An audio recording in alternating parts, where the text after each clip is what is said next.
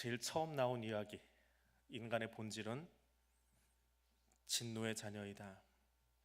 하나님은 긍휼하심 때문에 우리에게 구원을 베풀어 주셨다.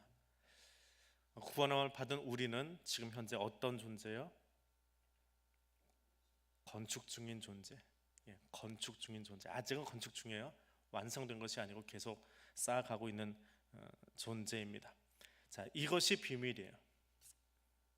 이미 다 드러난 것인데, 이것이 다 드러나고 성경에 쓰여 있기 때문에 누구든지 서점 가면 찾아서 읽어볼 수 있으니까 비밀이라고 말할 수 없지요. 그런데 비밀이에요. 어떤 사람은 읽어도 깨닫지 못하고 읽어도 알지 못하기 때문에 드러난 비밀이다라고 하는 거예요. 이 비밀, 본질상 진노의 자녀인 사람들을 긍휼하신 하나님께서 예수 그리스도를 통해서 구원해 주시고, 그래서 구원한 하나님의 백성들이 날마다 자라가도록 하나님이 지금도 일하신다. 이 비밀을 전하는 곳이 어디예요? 교회예요. 그 비밀을 전하는 것이 교회예요.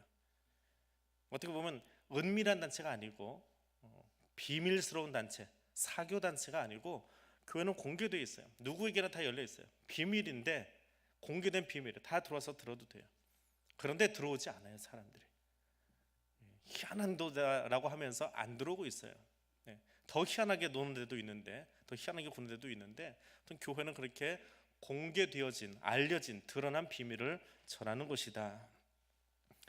자, 그런 교회에 대해서 이야기를 하고, 그것을 위해서 고난당하던 자신의 모습을 이야기하다가 14절에서 바울의 기도가 갑자기 등장을 합니다. 갑자기가 아니고 사실은 2장에 이어졌던 이야기가 중간에 단락을 빼고 나면 그대로 연결되는 것이 14절입니다. 학생들이 공부를 어떻게 하는가 살펴보려면 방법이 있어요. 어떻게 하면 되나요? 네? 시험 보면 돼요. 저는 시험 그렇게 좋아하지 않아요. 뭐 하나의 방법이긴 하지만, 왜냐하면 하루 동안에 지금까지 쌓은 거를 문제를 푸는데, 그 수능 시험 하루 동안에 인생이 결정돼 버리잖아요. 어떻게 보면 그날 컨디션에 따라서 들쭉날쭉해요. 근데 이 아이가 정말 공부하는지 안 하는지 볼 수 있는 방법이 하나 있어요. 옛날에 저희 어릴 때는 선생님들이 가정 방문을 해주셨어요. 지금은 잘 안 하시는데, 제가 3학년 때까지는 기억이 나요. 담임 선생님이 야구르트 이렇게 한 바구니 들고 집집마다 가서 가정 방문하고 방문을 열고 와서 우리 책상 딱 보고 나가세요. 학생의 책상을 보면 그 사람이 공부 어떻게 하는지 볼 수 있죠. 선생님, 책이 어떻게 놓여 있고 연필이 어떻게 놓여 있고 책상이 어떻게 어수선한지 이거 보면 그 학생이 정말 공부하고 있는지 아니면 장난으로 누구한테 보이기 위해서 하는지 그냥 이 책상 보면 알 수 있대요. 불시에, 꾸며놓은 거 말고 불시에 가서 책상을 보면 알 수 있대요. 마찬가지로 우리의 신앙의 모습, 그 사람이 지금 무엇을 위해서 믿고 있는가라고 하는 것을 가장 잘 알수있는 방법이 하나 있어요. 그 사람의 기도를 들어보면 돼요. 기도는 지금 내가 제일 바라고 있는 것을 하나님께 드리고 있거든요. 그 사람의 열망, 그 사람의 어떤 욕심, 그 사람의 중심의 이야기를 이렇게 올려드리고 있기 때문에 그 사람의 신앙의 모습이 어떤 걸 알 수 있어요. 근데 오늘 그 바울이 또 다른 기도의 모범을 우리에게 보여주고 있습니다. 기도는 말로 표현된 것이건 말로 표현되지 않은 것이건, 입으로 나온 것이건 아니면 이 안에 우리 마음속에 갇혀 있는 것이건 진지한 갈망이에요. 아주 진지한 갈망이에요. 그것이 기도입니다. 그래서 기도를 이렇게 시작합니다. 이러므로 라고 이야기합니다. 앞에 나왔던 예수 그리스도의 화해의 사역, 구원의 사역, 화평케 하는 사역, 자, 그것을 어떻게 하면 이해할 수 있느냐, 이 기도를 들어보면 3장 14절에서 21절까지 내용을 들어보면 그리스도께서 지금 이런 일을 하셨구나. 그러니까 그리스도께서 하신 일을 쭉 묵상하고 난 바울이 그 하나님을 향해서, 깨달은 하나님을 향해서 1장에서는 찬송을 했잖아요. 이제 3장에 와서는 기도를 해요. 하나님 당신은 이런 분이십니다. 그러면서 기도로 하나님을 찬양해요. 앞에서는 1장에서는 베라카라고 하는 노래, 찬송을 불렀다면 여기서는 기도를 통해서 하나님을 말하고 있습니다. 자, 내가 무릎을 꿇고 기도합니다. 유대인들은 무릎 꿇고 기도하는 일이 별로 없습니다. 서서 기도합니다. 나라마다 민족마다 기도하는 모양이 좀 다르긴 하지만 바울은 유대인이거든요. 유대인들은 서서 기도합니다.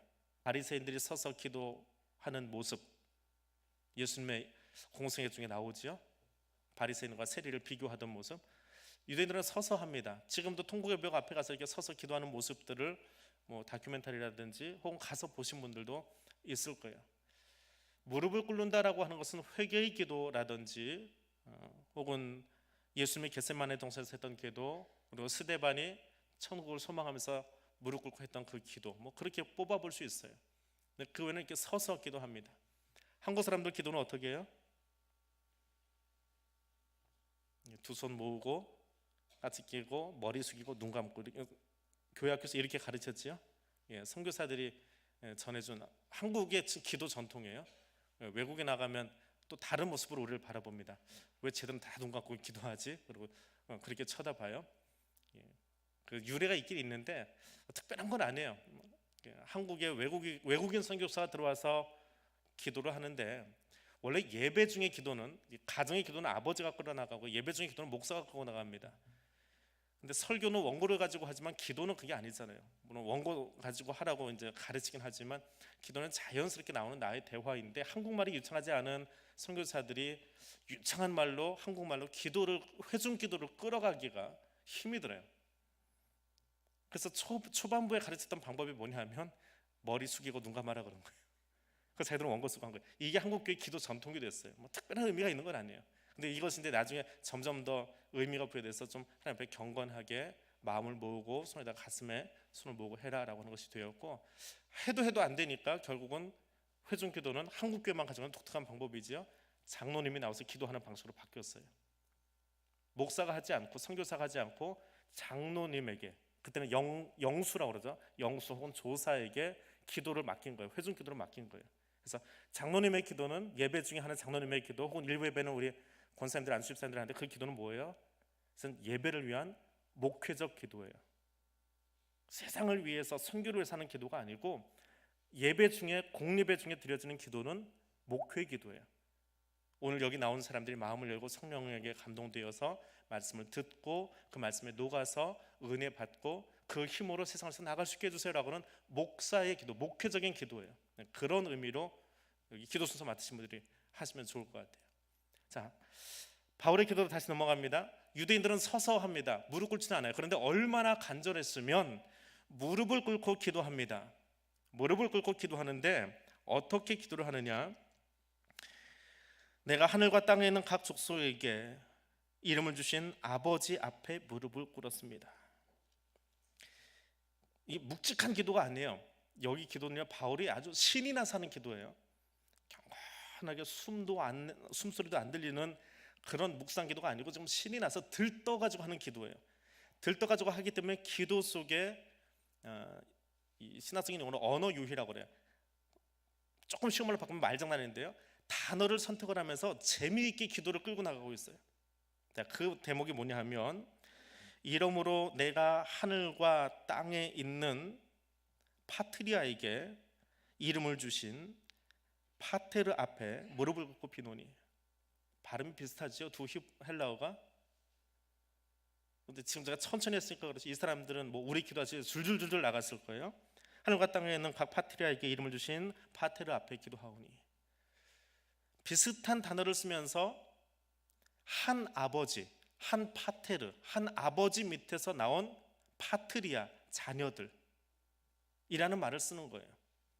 모든 족속들, 모든 족속은 누구입니까?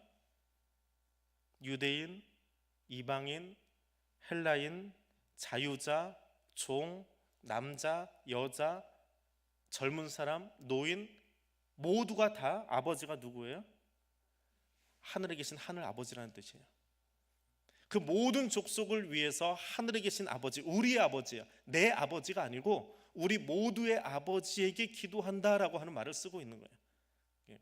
그 헬라어 단어에 재미가 있어요, 바울이 이 문장을 쓰면서. 왜냐하면 우리가 지금 기도를 하는 목적은, 기도를 하는 이유는 하나님께 뭔가를 받으려고 하는 거잖아요. 은혜도 받고 복도 받고 뭔가 받으려고 하는데 일단 모든 복의 근원이 어디 있어요?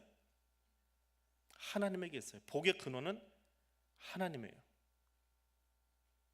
그래서 너무 율법적인 단어 같긴 하지만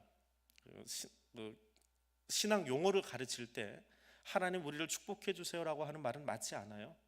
축복한다라고 하는 말은 누구에게 복을 빌어달라라고 하는 말입니다. 복을 빌어달라라고 하는 일본어의 습관이 한자어로 돼서 우리나라에 남아있는 잔재예요. 그래서 하나님 우리를 축복해 주세요라고 하는 말은 하나님 우리에게 복을 빌어주세요라고 하는 말이에요. 풀어서 얘기하면, 그럼 하나님이 누구에게 복을 빌어서 우리에게 가져다 줍니까? 하나님이 복의 근원이신데 그분이 또 다른 누구에겐가 얘가 좀 복 달라고 하는데 얘한테 복 좀 주세요라고 이야기해 달라는 말의 뜻이 하나님 우리를 축복해 주세요라고 하는 말이에요. 그러니까 잘못된 국문법이에요. 근데 너무 거기 매이면 정장복 교수님 같은 분은 그런 단어 쓰지 말아라, 잘못됐다, 일본 잔재니까 축복이라는 단어를 그렇게 쓰는 거 아니다, 차라리 하나님 우리에게 복 주세요라고 하면 맞는다. 근데 축복해 주세요라고 하는 말은 하나님을 최고의 권위자가 아니라 2인자 만드는 것이다 라고 이야기를 해요. 근데 또 김동호 목사님 같은 분은 이미 한국 교회 안에 200년 동안 굳어버린 말인데 그걸 굳이 이제 와서 고치려고 해서 성도들을 율법에 매인 것을 만들 필요 뭐 있냐, 알고는 있지만 습관 때문에 어쩔 수 없이 나온다면 그냥 의미만 알고 넘어가라, 좀 그리스도 안에서 좀 자유하자. 그리고 두 분이 인터넷상에서 한번 쾅 붙은 적이 있어요. 저는 그러면서 김동호 목사님의 그 자유함이 좋아요. 축복이라는 말의 뜻은 알고 쓰세요. 그러니까 알고 나면 좀 피해갈 수는 있어요. 축복한다라는 말보다는 하나님 우리에게 복 주세요. 왜? 하나님 그분이 복이시거든요. 그분 자체가 복이시고 그분 자체가 사랑이세요. 복의 근원이세요. 그분이 아버지세요. 모든 이들의 아버지세요. 그래서 그 모든 이들의 아버지가 그의 자녀들 파트리아 세상의 각 족속들에게 이름을 주셨어요. 그리스도인이라고 하는 이름을 주셨어요. 그래서 그들을 위해서, 하나님의 자녀들을 위해서 지금 바울이 기도하고 있는 거예요. 이 대목을 왜 이렇게 썼느냐? 에베소 교회가 유대인과 이방인이 끊임없이 싸우고 있거든요. 그 안에서, 교회 안에서 그 혈통 가지고, 학연 가지고, 지형 가지고 서로 이렇게 완전히 섞이지 못하고 나눠져 있거든요. 그런 모습을 놓고, 그런 모습을 가지고 지금 이야기하는 거예요. 우리의 아버지는 한 분 하나님이신데 아버지의 자녀들이 여태 싸우고 있으면 어떻게 하냐라고 하는 거죠. 그 대한항공 회장 죽고 나서 그 공정거래위원회에서 이제 그 대한항공 그 그룹의 차기 총수가 누구냐 결정을 해줘야 되는데 아직 결정을 못했대요. 오늘 뉴스에 나오더라고요. 겉으로는 조용한데 왜 못 나왔을까? 공정위가 정해줘야 되는데 그쪽 그룹의 총수는 누구야라고 이야기를 해줘야 되는데 못하는 이유는 뭐냐? 다른 대기업처럼 싸우고 있기 때문에. 누가 총수되냐? 형제들끼리 싸우고 있기 때문에 그럴 거다. 누나하고 남동생하고 싸우고 있기 때문에. 딱 그런 척이에요. 교회 안에 여러 가지 모양으로 다투고 있었어요. 근데 그 모습을 놓고 하나님의 사랑이 대체 뭐냐? 우리가 대체 어떤 존재들이었냐? 원래 진노의 자녀인데 하나님의 그 크신 사랑을 우리를 십자가에서 구원해 주시고 한 자녀들도 다 묶어주지 않으셨더냐? 그 사랑을 좀 알아가자라고 하는 것이 오늘 이 기도의 핵심이에요. 자, 그래서 한 아버지를 둔 모든 자녀들을 다 불러서 기도합니다. 기도의 내용이 무엇이냐 하면 이렇게 기도하고 있습니다.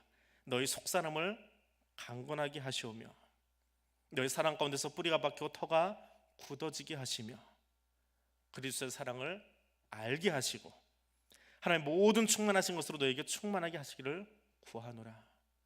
마치 계단을 올라가듯이 점점 하나님에 대해서 이해 폭이, 알매 폭이 넓어져가고 높아져가는 기도의 단어들을 쓰고 있습니다. 자, 그 문장을 하나씩 보겠습니다. 능력으로 강건하여진다. 하나님이 그리스도께서 내 안에 계세요. 성령을 통해서 우리 안에 들어와 계세요. 천지를 지으신 그 하나님이 내 안에 들어와 계세요. 그러면 우리는 어떤 존재가 돼요? 하나님과 상관없을 때에는 우리는 어떤 존재였어요? 본질상 진노의 자녀. 본질상 진노의 자녀라고 하는 것은 죽은 자들이에요. 사망에 이미 도착한 사람들이에요. 그런데 그 사망에 도착한 사람들에게 그리스도께서 구원해 주시고 우리 안에 들어오셨어요. 성령을 통해서 우리 안에 들어오셨어요. 그럼 우리는 어떤 존재가 되었어요? 내 안에 계신 하나님 때문에 능력이 생기는 거죠. 생명을 부여받은 거지요. 본질하고는 상관없는 전혀 다른 존재로 살아가게 되는 거지요. 근데 하나님이 지금 이 안에 계신 걸 믿으세요? 나와 함께 하시는 것을 날마다 경험하세요? 인정하세요? 대단하신 분들이네요. 바울이 지금 이 기도를 왜 하냐면 알기는 아는데 아멘 해야 되겠는데 어떤 때는 하나님이 계신가? 바울의 고백이에요. 여러분은 바울보다 사실은 그러고 보면 대단한 존재들이에요. 더 큰 사람들이에요. 바울은 그래요. 어느 때는 보면 내가 어디 아플 때 좀 찌뿌둥할 때는 하나님이 나를 이렇게 찌뿌둥하게 하시는 게 정말 살아 계신 거야? 좀 건강하게 좀 해주시지. 이렇게 걱정이 많아. 우리 애들은 다른 집 애들처럼 좀 잘 나가면 좋겠는데 뭐 이렇게 나한테 걱정거리가 되지? 그럴 때 하나님이 아직도 여기 계시다고 믿어지냐고요. 그때는 갸우뚱하잖아요. 그 기도예요. 여기 계신 건 분명히 알겠는데 하나님이 이 안에 계셔서 그 믿음이 흔들리지 않도록 나를 더 강건하게 붙들어 주세요. 여기 계셔 주세요. 하나님 마치 여인 속에 사시는 것처럼 여기 쓱 스쳐 지나가지 마시고, 여기 지나가지 마시고 여기가 마치 하나님의 집이냐 늘 머물러 주세요. 같이 계셔 주세요. 그러면 힘이 생기잖아요. 하나님이 여기만 계시면 되잖아요. 그럼 만사오케이잖아요. 만사형통이잖아요. 그걸 좀 알 수 있게, 그걸 좀 믿을 수 있게, 그 믿음이 흐트러지지 않게 나를 좀 도와주세요. 그 믿음에서 흔들리지 않게 나를 강건하게 해주세요. 그게 기도의 시작이에요. 다른 것이 아니고 하나님이 나와 함께하고 계심을, 옆에 계신 것이 아니라 내 안에 계심을 능력으로, 그분의 창조주의 능력으로, 구원자의 능력으로 나와 함께 하심을 알게 해주세요 라고 하는 기도입니다. 그리고 그 하나님이 우리 안에 계시면 어떻게 되어집니까? 두 번째 기도가 뭐라고 그랬어요? 사랑 안에서 뿌리가 박히고 터가 굳어지게. 하나님은 사랑이십니다. 사랑이 충만하신 분이 아니라 하나님은 사랑이십니다. 성경에 나온 대로, 성경에 써 있는 대로 하나님은 사랑이 충만하거나 사랑이 풍성하신 분이 아니라 사랑 자체이신 분이에요. 사랑이신 하나님이라고 사도 요한은 적어놓고 있습니다. 성경에 써 있는 대로 기도하세요. 사랑이 충만하신 하나님, 풍성하신 하나님, 그건 내 느낌의 기도예요. 그렇게 하지 마시고 사랑이신 하나님이라고. 그분이 사랑이세요. 그 사랑이신 하나님이 이 안에 들어오셨어요. 그럼 들어오셔서 하나님은 내 안에서 어떤 능력을 펼치실까요? 사랑이신 하나님이 이 안에 들어오시면 어떤 능력을 펼치세요? 이렇게 어렵게 생각하세요. 답은 알려드리고 하는데, 사랑이신 하나님이 이 안에 들어오시면 어떤 능력을 펼치세요? 사랑의 능력을 펼치시는 거예요. 그러니까 바울의 기도가 지금 재미있게 넘어가는 것 같은데 사실은 뼈가 있는 기도예요. 사랑이신 하나님이 이 안에 들어와 있는데 그걸 좀 믿게 해주세요. 붙들게 해주세요. 에베소 성도들과 그렇게 같이 기도하자. 사랑이신 하나님이 여기 계시는데 니들 왜 찌그락거리고 싸우고 있니? 하는 말이 뒤에 숨어 있어요. 사랑이신 하나님이 여기 와 계시면 우리의 삶에 어디에 뿌리를 내려요? 그 사랑의 뿌리를 내리는 거예요. 나무가 세워지는데 뿌리가 깊이 잘 박히지 않으면 바람에 비 한번 오고 나면 툭 넘어져 버려요. 쓰러져 버려요. 그리스도인으로서 바르게 서려면 어디에 뿌리 내려야 돼요? 하나님에게 뿌리 내려야 돼요. 하나님의 말씀에 뿌리 내려야 돼요. 다른 데 뿌리 내리는 게 아니고요. 대한교회 40년 앞으로 100년 여기다 뿌리 박는다고 중요한 것이 아니고 어디에 뿌리 박아야 돼요? 주의 말씀에, 하나님에게 뿌리 박아야 돼요. 그러면 흔들리지 않아요. 그리고 뿌리 내릴 뿐만 아니라 터가 굳어져야 돼요. 단단하게 뿌리가 뽑히지 않도록, 흔들리지 않도록. 사랑에 기초하지 않은 교회 공동체는 사람들의 소리에, 사람들의 말에 흔들리고 넘어질 수밖에 없어요. 그래서 바울은 에베소 교회를 향해서 기도합니다. 사랑에 기초한, 사랑 안에 뿌리 내린, 그 터가 공고해진 그런 교회가 될 수 있도록. 그래서 하나님께 뿌리를 내리고 말씀에 세워져가는 교회가 되어지기를 원한다. 이렇게 기도합니다. 하나님의 능력이 내 안에서 발휘하기를 원해요. 하나님이 이 안에 들어오셔서 강건해지고 그 안에 뿌리 내리기를 원해요. 그 다음에는 어떻게 해야 돼요? 그 사랑이 뭔지 알아야지요. 뿌리가 내려졌고 나무가 커가면 이게 대체 뭔 나무인지 알아야지요. 저희 집에 비타민 나무라는 게 하나 있어요. 어머니가 심어놓고 뭐라고 이게 비타민 나무야라고 얘기하시고 뭐라고 얘기를 하셨는데 별로 꽃에 관심 솔직히 없어요. 그래서 그러려니 하고 지나갔어요. 근데 엊그제 옆집에 사시던 분이 그 옆집 주인이 이제 자기 집 단장해서 들어오셔서 사시면서 우리 집 텃밭을 보니까 당신이 처음 보는 게 하나 있더래요. 근데 뭐 이렇게 예쁘게 잘 올라가더래요. 이렇게 한 1년 심어놓으니까 막대기 심어놨는데 풍성하게 이파리가 생겨요. 근데 그 꽃을 사러 갔더니 주인이 아유 뭐 텃밭에 뭘 심으시려고 그래? 이거 괜찮아, 이거 한 뿌리 사가세요. 그래서 비타민 나무를 주시더래요. 비타민 나무라고 하면서. 그래서 가지고 와서 당신 마당에 심으신 거예요. 근데 제가 마침 그때 나오고 있었어요. 목사님 하고 부르더니 아니 그 집에 있길래 우리도 하나 샀어요. 이 비타민 나무라고 하던데 이거 어떻게 쓰는 거예요? 제가 알까요? 모를까요? 몰라요. 그냥 저기 비타민 나무야 그거는 알아요. 이름은 요즘 이제 좀 외우려고 그래서 비타민 나무는 안다는데 저거 어떻게 보면 그 열매 본 적도 없고 이파리는 뭐 따서 뭐 한다고 하는데 잘 몰라요.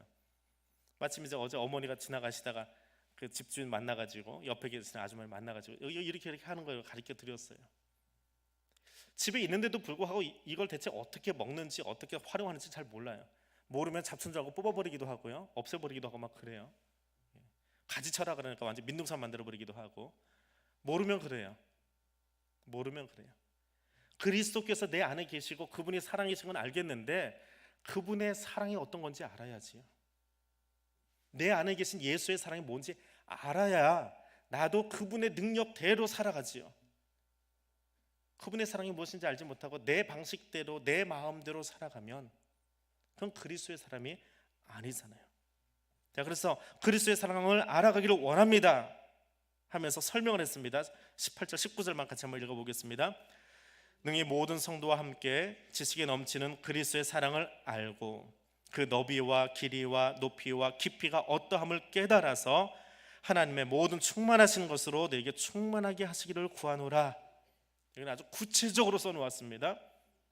너희 사랑의 너비가 넓어지길 원한다.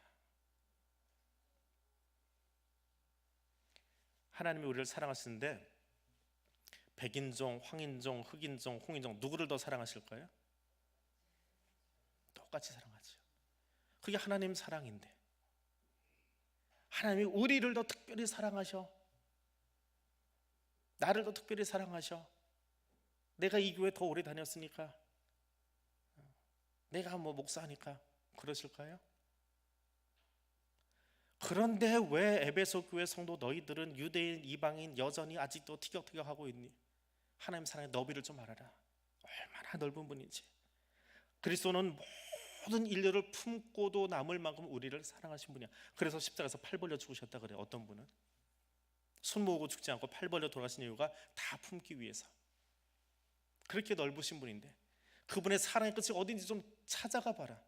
평생 쫓아가도 찾지 못할 텐데 그 너비를 좀 알아라.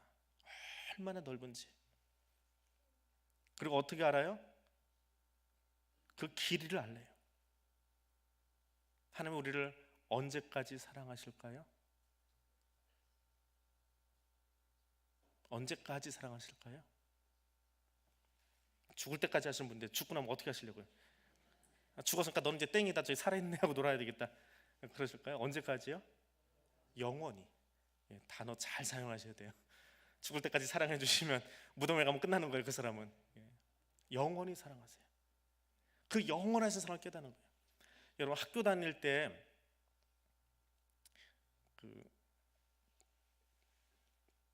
좋은 종이에다가 친구랑 우리의 사랑은, 우리의 우정은 영원할 거야.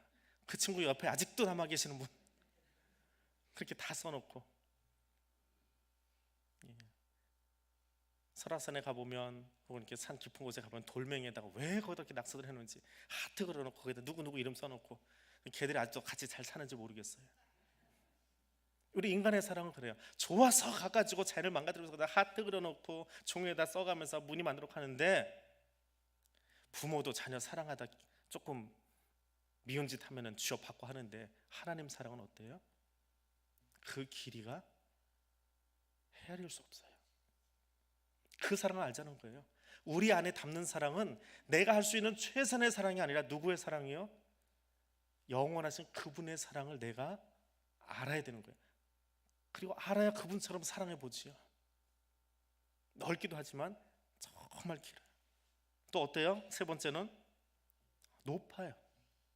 왜 높아야 될까요? 하나님 사랑이? 이게 이해가 안 됐어요. 왜 높아질까? 위로 자꾸 올라가면 교만해지는데. 근데 이게 길잖아요. 길어요. 근데 우리 존재, 우리의 본질이 뭐라고 그랬어요? 본질상? 네. 그럼 어디가 있어요? 그 죄 때문에 저 지옥 밑바닥에 갔어요. 지옥 밑바닥이 어디쯤 될까요? 어디쯤 내려갈까요? 근데 아무리 지옥 밑바닥이어도 하나님의 사랑에 도착할 수 있어요? 없어요? 있어요. 그걸 표현하려니까 깊이가 나오는 거예요. 다윗이 너무 힘이 들어가지고 죽겠는 거예요. 사는 게 미치겠는 거예요. 그래가지고 하나님, 내가 지금 술 밑바닥에 떨어져 있습니다. 그러고는 탄식을 해요. 내가 지금 밑바닥에서 진이 빠지고 뼈가 녹아내리고 이러고 있는데 하나님 어디 계시고 막 너무 힘들까, 그렇게 기도를 하다가 깨달아요. 하나님 사랑은 어때요? 아주 깊어요. 그러니까 바울은 여기다 이렇게 문장을 멋있게 썼는데요, 다윗은 현실의 용어로 써요. 뼈가 녹아내리고 저 수올 밑바닥, 지옥 밑바닥에 떨어져서 팍 까부러져 가지고 그냥 녹아내렸는데, 하나님 거기까지도 눈을 거두지 아니하시고 나를 쳐다봐 주시고 오셔서, 줄 내려주신 게 아니라 오셔서 나를 다시 끌어올려 주십니다. 내가 당신 품에 안기니 참 행복합니다. 살 것 같습니다. 이게 시편에 나오는 다윗의 고백이거든요. 그 사랑이요. 아무리 밑바닥에 내려가 있어도 찾아가서 다시 올려주실 수 있는 하나님의 사랑.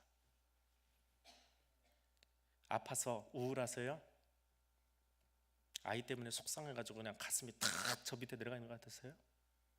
하나님 거기 가실까요? 못 가실까요? 가세요. 우리 아무리 밑바닥에 처져 있어도, 인생 바닥을 치고 있어도, 내 인생의 바닥을 치고 있어도 하나님 거기 오세요. 못 오실 분 아니에요. 무엇 때문에 찾아오세요? 그분의 사랑 때문에. 그만큼 우리를 사랑하시는 거예요. 그 깊이 좀 알자는 거예요. 하나님이 얼마나 우리를 사랑하고 있는지. 사랑해서 그 밑바닥까지 찾아오셔서 나를 손잡고 같이 올라가 주시는 거예요. 줄 내려주면서 야 이거 자꾸 올라와, 그런 분이 아니시고요, 그 밑에 내려가셔서 나를 안아주시고 일어설 수 있을 때까지 보듬어 주세요. 바알과 아세라 선지자라고 싸우고 나서 이제는 끝났다 싶었는데 이세벨이 이놈 죽이겠다고 길길이 뛰니까 엘리야가 놀라서 도망가잖아요.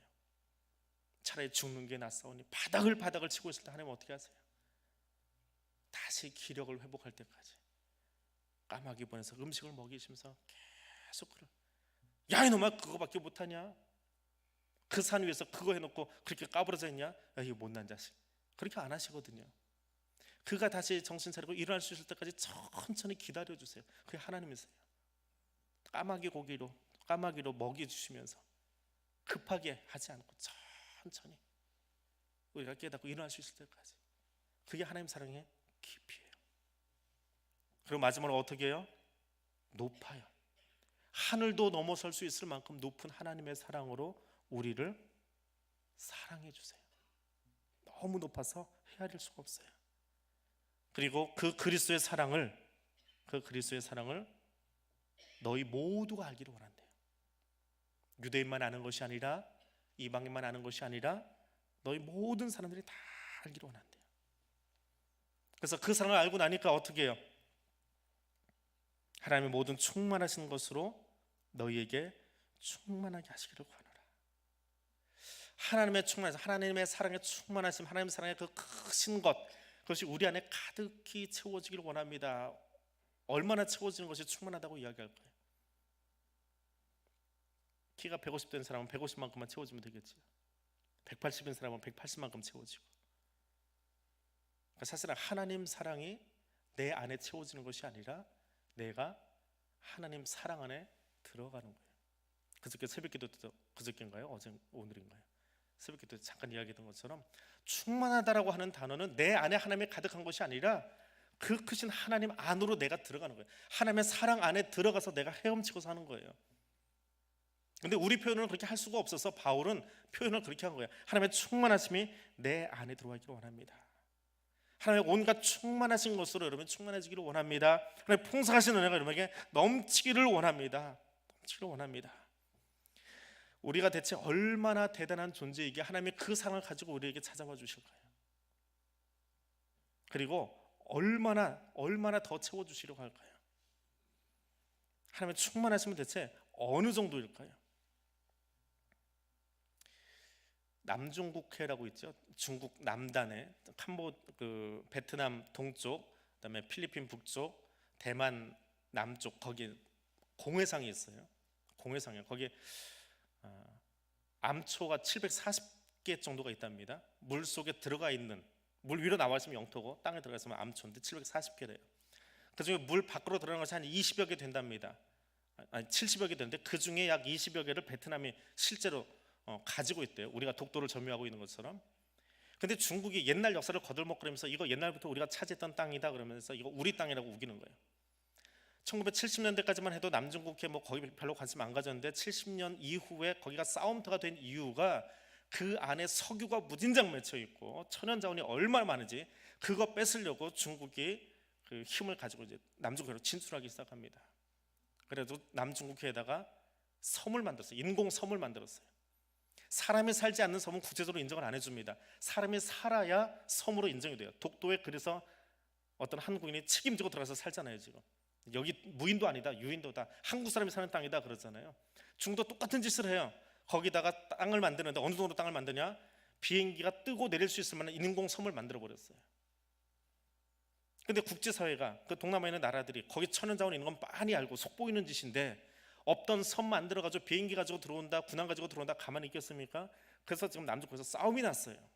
싸움이 나는데 한 2년 전에 중국하고 미국하고 대판 한번 붙었습니다.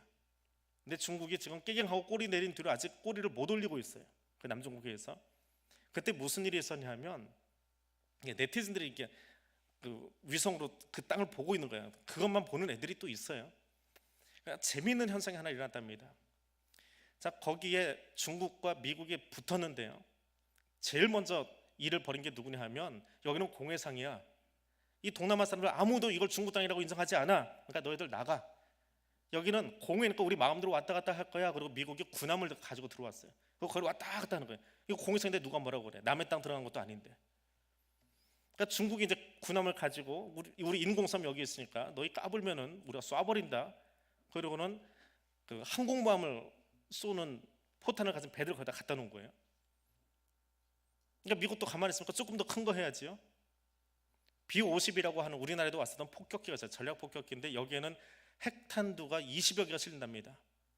그 비행기를 끌고 와가지고 그 위로 왔다 갔다 했는데 마지막에 이 비행기가 왔다 갔다 해요. 그러니까 중국에서는 또 뭘 하냐면 그것하고 비슷하게 생긴 중국산 전략 폭격기를 들고 나온 거예요. 근데 미국의 폭격기는 땅에다가 포탄을 쏘는 비행기고요. 중국이 띄운 비행기는 미국의 항공모함을 격침시키는 비행기가 나온 거예요. 너희 떠봤자 항공모함에서 나오지 우리는 우리 옆에 땅이 있어. 떠가지고 너희 배를 다 격침시켜 버릴 거야. 그러니까 미국이 B-51을 끌고요. 중국 영토에 60km 가까이까지 날아가 가지고 핵폭탄을 떨어뜨리고 나면 비행기가 거기 남아 있으면 안 돼요. 후폭풍 때문에 빨리 도망가야 돼요. 그 훈련한 거예요. 떨어뜨렸다 하고 가상 폭격을 하고 도망 나와 버렸어요. 미국은 아니라고 하는데 그걸 쳐다보고 있던 네티즌들을 본 거예요. 비행기가 이렇게 움직이는 거는 핵폭탄 투하 실험을 하고 있는 거야. 그 훈련하고 있는 거야. 그러니까 중국은 어떻게 해요? 가만히 있겠어요? 핵 항모가 발진하고 B-52가 뜰 수 있는 기지가 괌에 있거든요. 우리가 괌 부셔버리겠다고 그 앞에까지 항모 전단을 끌고 가버린 거예요. 그 앞에 가서 시위를 벌인 거예요. 자꾸 오면 너희 나라에서는 멀지 우리는 요만큼 가까워 가서 섬 하나 없애버릴 거야. 근데 마지막 미국 카드가 뭐였는지 아세요? 인도에서 비행기를 띄웠어요. 괌 부셔봐. 우리 기지가 괌에만 있냐? 인도에도 있어. 근데 여기 비행기 더 많아. 너도 가만 안 놔둘까? 그래서 비행기를 띄웠어요. 그러니까 아무리 생각해도 중국이 자기네가 가지고 있는 무기 숫자 가지고 미국을 건드려 볼 수가 없는 거예요. 서로 무기 가지고 왔다 갔다 해봤는데 게임이 안 되는 거예요. 그래서 그 이후로 3년이 지났는데 그 이후로 지금 중국이 그곳에다가 전략기를 띄우지 않고 있답니다. 내가 이야기를 왜 하느냐 하면 하나님의 사랑이 얼마나 큰지 몰라요. 계속 새롭게 보여지고 있는데 바울이 그것을 보다가 더 충만하신 사랑으로 우리에게 채워주길 원합니다. 원래 존재하는 헬라어 단어가 아니에요. 근데 그 하나님 사랑을 묵상하다 보니까 이거는 적당히 쓸 수 있는 단어가 아니에요. 너무 커가지고 이만큼일까? 아니야, 이만큼 더 주셨어. 아니야, 이만큼 더 주셨어. 아니야, 그보다 더 큰 거야. 더 최상급의 최상급을 만들어버린 거예요. 새로운 단어를 만들어가지고 하나님이 우리를 이렇게 사랑하셔. 여전히 우리는 인간이면서 하나님처럼 될 수 없지만 그래도 하나님 사랑을 내 가슴에다 담고 나면, 그리고 그것을 알아가기 시작하면 어떻게 그분처럼 조금은 모양도 내고 그분처럼 작은 예수로 살아갈 수 있게 된다는 거예요. 누가 맨날 학연 가지고 지연 가지고 유대인이라고 이방이라고 싸우고 있던 에베소 성도들에게, 오늘 우리들에게 하나님의 사랑이 무엇인지 좀 알아봐라. 똑바로 좀 알아봐라. 얼마나 큰지. 그 하나님이 내 안에 들어오고 나면 우리의 삶이 달라질 수밖에 없어. 그 하나님, 역사 가운데서 하나님, 우리 기도에 응답해 주시는 그 하나님, 우리가 구하는 것도 답해 주실 거고 우리가 생각만 해도 응답해 주실 거고 우리가 기대하는 것보다 더 많이 해 주실 분이시고 우리가 생각하는 것을 넘어서서 우리가 기대치를 넘어서서 우리가 계산한 분량보다 넘어서서 더 풍성하게 더 넘치는 것으로 교회에 부어주실 그분이 누구의 하나님이요?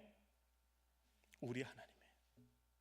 우리 교회 머리 되신 하나님이세요. 그분이 어떤 일을 하셨습니까?